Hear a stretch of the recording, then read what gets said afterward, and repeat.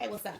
So, I just watched this creator with the video say if you grew up with in an ingredient household, you versus a household that was a recipe household, you know how to cook. And I'm going to tell you she's absolutely right because I came home from work and I was like, oh, I took some pork chops out of the freezer the other day and I need to cook those because they're going to go bad. I don't want them to go bad. I took them out yesterday. They are thawed out now. I didn't cook them yesterday. I need to cook them today. So then I can have them for lunch tomorrow with some mashed potatoes. And I'll find a vegetable either in the freezer or I can make some cabbage because I have that in the refrigerator. But right now, again, I had ingredients. When you know how to cook with staples, right? And we're going to say staples are going to be your dry based goods. So you think of your rice, your potatoes, your vegetable staples, your meat staples, right? Like when I was a young mom, I didn't have a whole lot of money, but we were on food stamps. And so, but I grew up in a grocery family, right? So my family on both sides, my dad and my mom met because they both worked in the grocery store. My dad and my mom met because they worked in the grocery store. I'm saying that again because it makes a difference when you're around food all the time and you come from a family that is an ingredient family. My grandmother used to be a cook at Walgreens on State Street.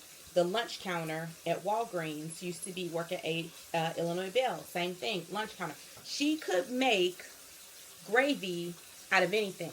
She could make gravy. I used to tell people she could make gravy out of a boot and it was delicious. So what I'm saying to you is you're absolutely right. If you know how to take ingredients, and I think that's the issue now is everybody makes or grocery shops for recipes. They do not grocery shop for meals. They do not grocery shop for ingredients that they can turn into meals. So if you have a meat base, you're meat and three, right? That is your standard dinner in the Midwest. And I'm from Chicago, so that is what you got, a meat and three, right? That could be your meat, your starch, a vegetable, and some sort of other option. So when you think about when you're going to grocery stores, how you want to make your money stretch is you think about ingredients, right? I can get potatoes, I can get rice, I can get pasta. Pasta sauce is not expensive, but when you have a little bit more money in your budget, making sure that you purchase the meat that can be used for several different meals. You know, a pack of chicken that could be used for several different meals. Yes, it could be used for a chicken dish. It could be used for as as a topping to a salad. It could be used to make chicken salad. You can take that same chicken and make a meal out of it for dinner. You can have it for lunch the next day. If you can get yourself a pork chop or ground beef and you can turn that into several different meals. I'll give you a prime example. When you think about your Thanksgiving leftovers, which nobody should still have Thanksgiving leftovers at this point, but what I did was my Thanksgiving leftover remixes come from things I already made. So I had made dirty rice. I had a little bit of dirty rice left over.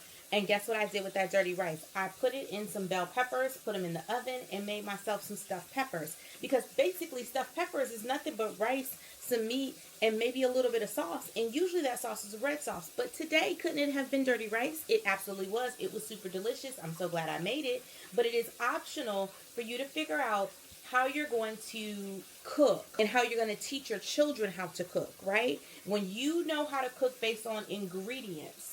The girl also said it's called an almond mom, which is so funny because my daughter calls me an almond mom, which I think is hilarious. But I know how to make a meal. I can make anything out of my freezer, my refrigerator.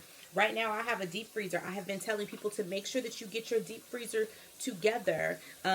It's already wintertime, but if you have a little bit of wiggle room in your budget over the next couple of weeks, and you may not, I understand, but going into the new year, figure out how you can structure your purchasing so that you have it for several different meals, right? I pulled these pork chops out of a pack that was purchased probably weeks ago, right?